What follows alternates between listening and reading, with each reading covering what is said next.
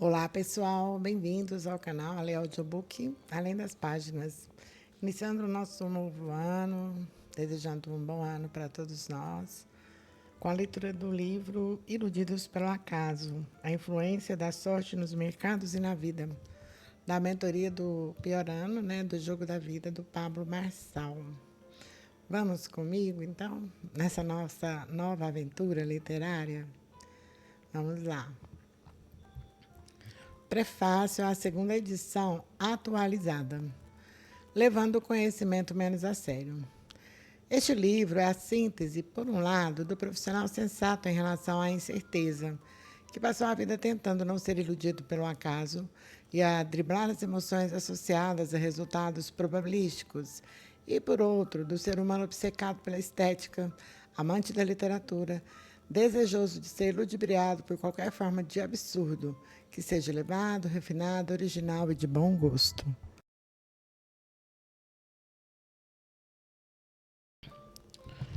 Já que não consigo deixar de ser um joguete nas mãos do acaso, o que posso fazer é confinar a aleatoriedade a um lugar que me traga alguma satisfação estética. Iludidos pelo acaso é visceral. É um ensaio pessoal que discute essencialmente os pensamentos, embates e observações do autor relacionados à prática de assumir riscos. Não exatamente um tratado e com certeza não um artigo científico. Deus me livre. Foi escrito por diversão e visa a ser lido, sobretudo, por e com prazer. Muito se escreveu na última década sobre nossos vieses, adquiridos ou genéticos, ao lidar com a aleatoriedade. As regras, enquanto eu escrevi a primeira edição deste livro, envolviam evitar discutir qualquer coisa que eu não tivesse testemunhado pessoalmente ou que não tivesse desenvolvido de forma independente e qualquer coisa que não tivesse apurado bastante para ser capaz de escrever sobre o assunto com o mínimo de esforço.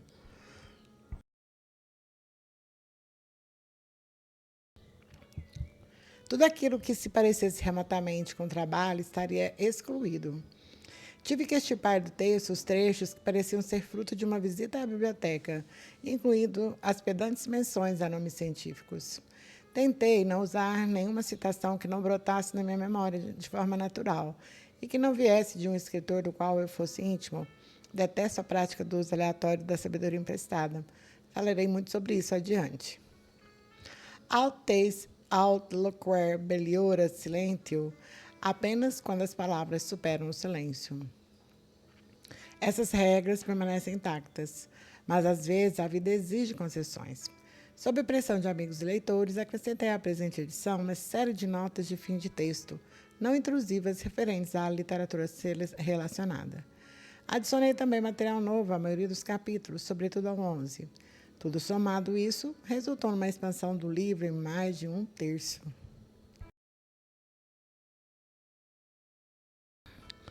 Agregar pontos ao vencedor. Espero tornar este livro orgânico, para usar o jargão dos traders, agregando pontos ao vencedor e deixar que ele reflita a minha evolução pessoal em vez de me aferrar a essas novas ideias e colocá-las numa nova obra. Estranhamente, pensei muito mais sobre algumas seções deste livro depois da publicação do que antes, em especial acerca de duas áreas distintas. A. Os mecanismos por meio dos quais nosso cérebro enxerga o mundo como menos, e muito menos, aleatório do que ele de fato é. E B. As caudas grossas. Aquela variedade desenfreada de incerteza que causa grandes desvios.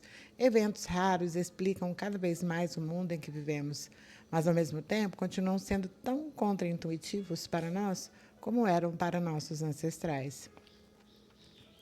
A segunda versão deste livro reflete a mudança de rumo do autor no sentido de se tornar menos um estudante da incerteza, podemos aprender muito pouco sobre aleatoriedade, e mais um pesquisador sobre as maneiras pelas quais as pessoas são enganadas pelo acaso. Outro fenômeno, a transformação do autor por seu próprio livro. À medida que comecei a viver cada vez mais este livro, depois da composição inicial, encontrei a sorte nos lugares mais inesperados. É como se houvesse dois planetas, um em que vivemos de fato e outro consideravelmente mais determinista, no qual as pessoas estão convencidas de que vivemos. É simples assim. Os eventos do passado sempre parecerão menos aleatórios do que eram, o que é chamado de viés retrospectivo. Eu ouvi alguém discorrendo sobre o próprio passado e percebi que muito do que a pessoa dizia era apenas uma explicação remodelada, engendrada por sua mente iludida.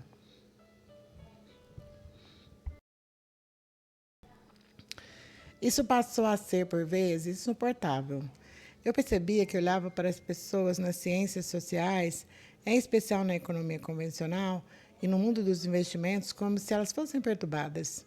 Viver no mundo real pode ser doloroso, sobretudo se você considera mais importantes e informativas as pessoas que fazem as declarações do que a mensagem que elas pretendem comunicar. Hoje de manhã, peguei a Newsweek no consultório do dentista e li um artigo sobre um relevante figurão do mundo dos negócios, com destaque para sua habilidade em manipular o tempo.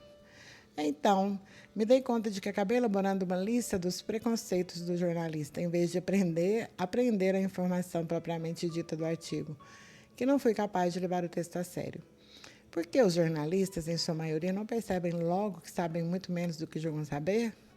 Há meio século, os cientistas investigaram os fenômenos de especialistas que não aprendiam com seus fracassos pregressos. A pessoa pode passar a vida inteira errando em todas as previsões e ainda assim achar que vai acertar na próxima vez. Insegurança e probabilidade.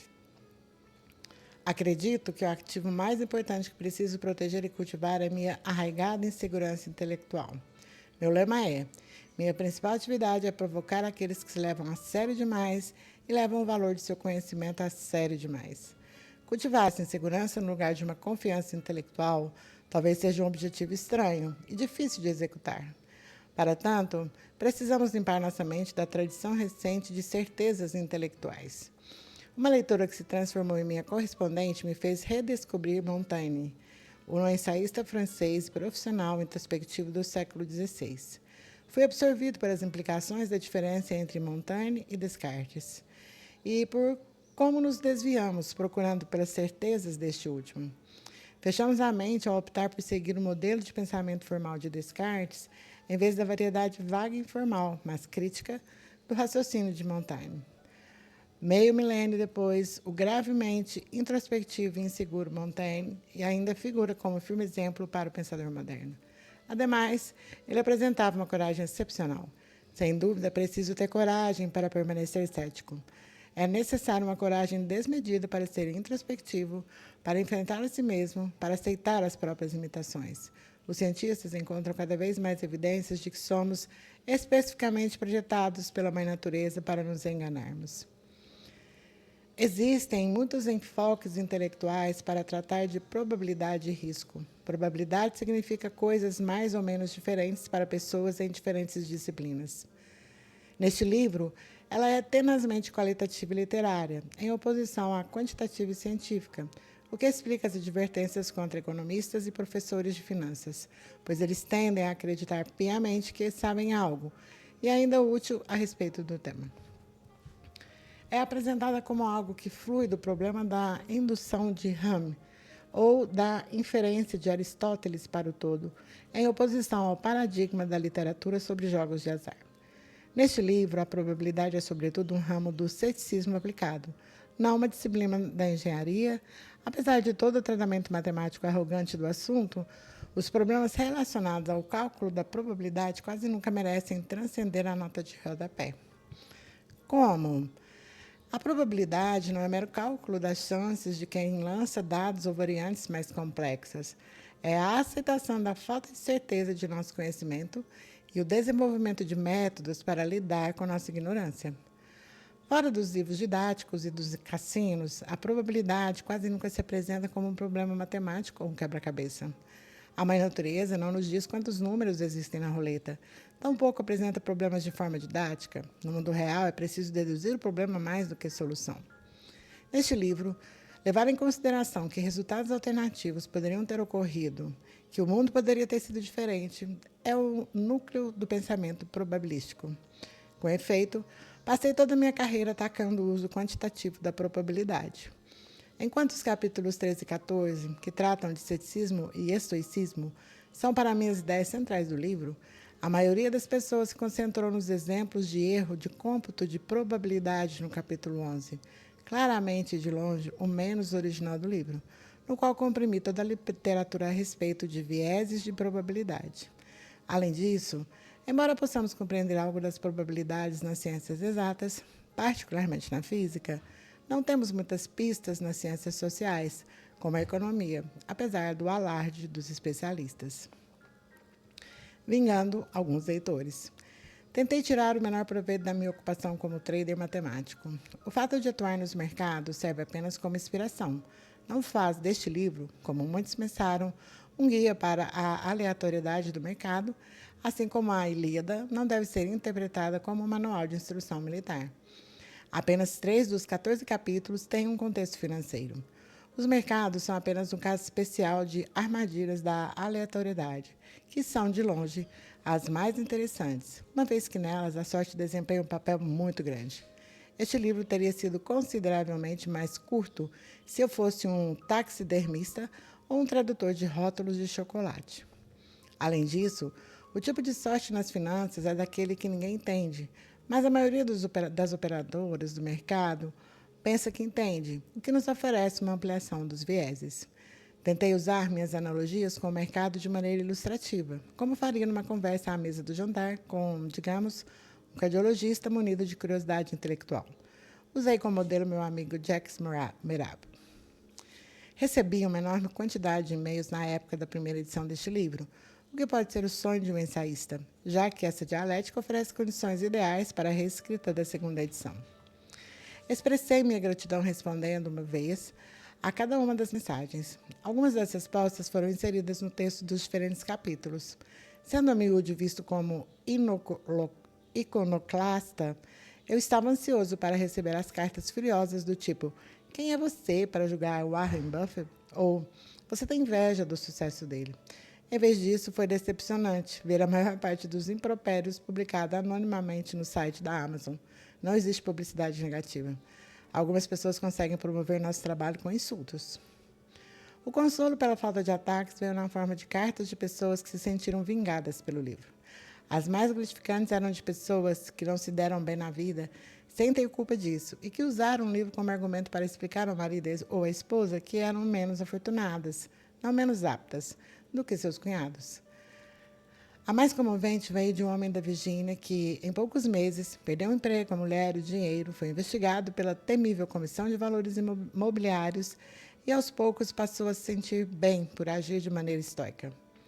Uma correspondência com um leitor que foi atingido por um cisne negro, o inesperado evento aleatório de grande impacto, no caso, a perda de um bebê, me levou a passar algum tempo imerso na literatura sobre adaptação após um evento aleatório grave, não coincidentemente também dominada por Daniel Kahneman, o pioneiro das ideias sobre comportamento irracional sob incerteza. Devo confessar que, na verdade, nunca me senti particularmente útil para alguém, exceto para mim mesmo, sendo um trader. Pareceu enriquecedor e útil ser um ensaísta. Tudo ou nada. Houve algumas confusões em relação à mensagem deste livro.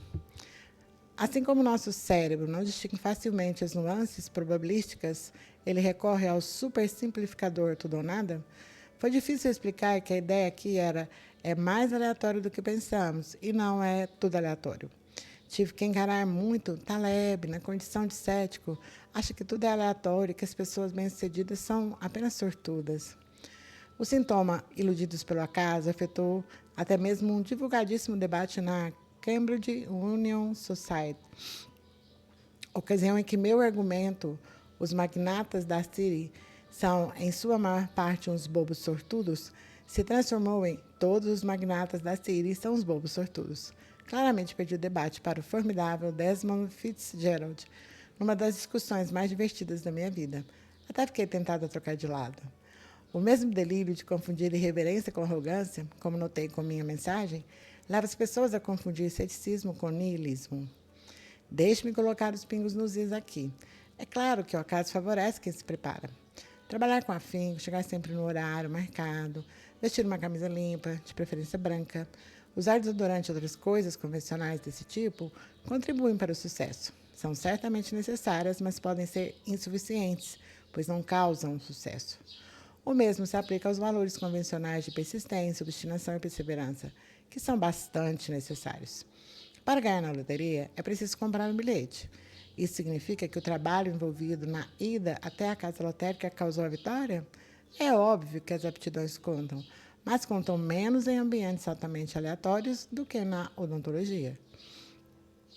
Não, não estou dizendo que aquilo que sua avó lhe contou sobre o valor da ética no trabalho esteja errado. Além do mais, como a maioria dos sucessos ocorre em pouquíssimas janelas de oportunidade, não conseguir agarrar uma dessas oportunidades pode ser fatal para a carreira do indivíduo. Arrisque-se. Repare como nosso cérebro, às vezes, inverte a seta da causalidade. Suponha que bons atributos causem sucesso. Com base nesse pressuposto, embora pareça intuitivamente correto pensar assim, o fato de toda pessoa inteligente, esforçada e perseverante se tornar bem-sucedida não implica que toda pessoa bem-sucedida seja necessariamente inteligente, esforçada e perseverante. É extraordinário como essa falácia lógica primitiva, afirmar o lógico, pode ser cometido por pessoas muito inteligentes, aspecto que discuto nesta edição com o problema dos dois sistemas de raciocínio. Há na pesquisa sobre o sucesso uma esquisita distorção que chegou às livrarias sob a bandeira do conselho. Estes são os traços característicos que você precisa ter se quiser ser como essas pessoas de sucesso. Um dos autores do equivocado O Milionário Mora ao Lado, que discuto no capítulo 8, escreveu outro livro ainda mais tolo, chamado A Mente Milionária, Sem Segredos. O autor observa que, na amostra representativa de mais de 1.000 milionários estudada por ele, a maioria não exibia alto nível de inteligência em sua infância e infere que não é o talento da pessoa que a torna rica, mas o trabalho árduo. A partir disso, é possível deduzir ingenuamente que o acaso não desempenha papel relevante no sucesso. Se os milionários têm quase os mesmos atributos da população média, então eu farei a interpretação mais perturbadora de que é porque a sorte desempenhou um papel importante nisso. A sorte é democrática e atinge a todos, independentemente das aptidões originais. O autor percebe variações em relação à população geral em alguns traços, como tenacidade e trabalho árduo. Outra confusão entre o necessário e o causal. O fato de que todos os milionários eram pessoas persistentes e afeitas ao trabalho não torna todas as pessoas persistentes e esforçadas milionárias. Inúmeros empreendedores mal-sucedidos eram persistentes e trabalhavam arduamente. Num clássico caso do empirismo ingênuo, o autor também procurou peculiaridades que esses milionários apresentavam em comum e destacou o gosto pela exposição a riscos. É evidente que assumir riscos é necessário para um grande sucesso, mas também é imprescindível para o fracasso. Tivesse o autor feito o mesmo estudo sobre cidadãos falidos, certamente encontrariam uma predileção pela exposição a riscos. Alguns leitores e editores do tipo eu também me pediram para respaldar os argumentos que apresento aqui por meio de fornecimento de dados, gráficos, diagramas, fluxogramas, tabelas, esquemas, números, recomendações, séries temporais, etc. Este texto é uma sequência de experimentos de pensamento lógico, não um trabalho de conclusão de custo e economia. A lógica não requer verificação empírica. Mais uma vez ocorre o que chamo de falácia de ida e volta. É um erro usar estatísticas sem lógica, como fazem jornalistas e alguns economistas. Mas o contrário não se sustenta. Não é um erro usar a lógica sem estatísticas. Se eu escrever que duvido que o sucesso do meu vizinho seja destituído de alguma dose, pequena ou grande, de sorte, devido à aleatoriedade em sua profissão, não preciso colocar isso à prova. O experimento mental da roleta russa é suficiente. Tudo o que preciso é mostrar que existe uma explicação alternativa para a teoria de que ele é um gênio. Minha estratégia é fabricar intelectualmente uma grande quantidade de pessoas e mostrar como uma pequena minoria pode se tornar bem-sucedida. Mas estas serão as pessoas visíveis. Não estou afirmando que o Warren Buffett não é qualificado. Estou apenas dizendo que uma grande população de investidores aleatórios quase que necessariamente produzirá alguém com o desempenho dele por pura sorte. Escapando de uma farsa. Também fiquei surpreso com, apesar da agressiva advertência do livro contra o jornalismo midiático, ter sido convidado para participar de programas de rádio e de televisão na América do Norte e na Europa, incluindo um hilariante dialogue de Surds numa estação de rádio em Las Vegas, em que o entrevistador e eu estabelecemos duas conversas paralelas. Ninguém me protegeu de mim mesmo e aceitei as entrevistas. Estranhamente, é preciso usar a imprensa para comunicar a mensagem de que a imprensa é tóxica. Eu me senti como uma fraude proferindo frases de efeito insípidas, mas me diverti com isso. Pode ser que eu tenha sido convidado porque os entrevistadores da grande mídia não leram meu livro, tão pouco entenderam os insultos. Eles não têm tempo para ler livros. E os apresentadores da mídia sem fins lucrativos o leram muito bem e se sentiram vingados por ele. Tem alguns relatos curiosos. Um famoso programa de televisão foi avisado de que esse sujeito, Taleb, acredita que os analistas de ações são apenas prognosticadores aleatórios. Por isso, os produtores pareciam ansiosos para que eu esclarecesse minhas ideias no programa. No entanto, a condição era que eu fizesse 3 recomendações de ações para provar meu conhecimento de especialista. Não compareci e perdi a oportunidade de fazer parte de uma grande farsa, discutindo 3 ações selecionadas aleatoriamente e encaixando uma explicação bem fundamentada da minha seleção. Em outro programa de televisão, mencionei que as pessoas pensam que há uma história quando não existe nenhuma, já que eu discuti o caráter aleatório do mercado de ações e a lógica remodelada que sempre vemos nos eventos após o fato. O âncora interveio no mesmo instante. Hoje de manhã foi exibida uma matéria sobre a Cisco. O senhor poderia fazer algum comentário a respeito? A melhor de todas, convidado para participar de um debate de 1 hora de duração num programa radiofônico sobre finanças. Eles não tinham lido o capítulo 11. Fui comunicado alguns minutos antes do início que deveria me abster de discutir as ideias do meu livro, porque eu havia sido convidado para falar sobre negociações de trading e não sobre a aleatoriedade. Certamente outra oportunidade de embuste, mas eu estava despreparado demais para isso e fui embora do estúdio antes que o programa entrasse no ar. A maioria dos jornalistas não leva as coisas muito a sério. Afinal de contas, esse negócio de jornalismo tem a ver com entretenimento puro, não com uma busca pela verdade, sobretudo quando se trata de rádio e de televisão.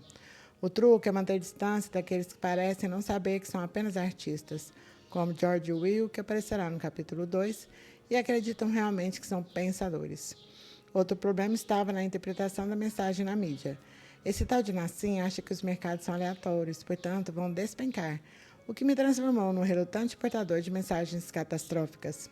Cisnes negros, esses raros e inesperados desvios, podem ser eventos bons e ruins. No entanto, o jornalismo midiático é menos padronizado do que parece. Atrai um significativo segmento de pessoas ponderadas que conseguem se desprender do sistema comercial baseado em slogans impactantes e, de fato, se preocupar com a mensagem, em vez de apenas chamar a atenção do público. Uma observação ingênua das minhas conversas com Kojo Anand, National Public Radio, Robin Lusty, BBC, Robert Scully, Public Broadcasting Service, e Brian Lehrer, YNEC, é que os jornalistas sem fins lucrativos pertencem a uma estirpe intelectual completamente diferente. De forma inesperada, a qualidade da discussão se correlaciona de maneira inversa ao luxo dos estúdios. A YNEC, onde tive a sensação de que Brian Lehrer estava fazendo o maior esforço para compreender meus argumentos, funciona nos escritórios mais desmazelados que vi do lado de cada Cazaquistão. Um comentário final sobre estilo. Escolhi manter o estilo deste livro tão idiosincrático quanto da primeira edição. Homo sum, bom e mal.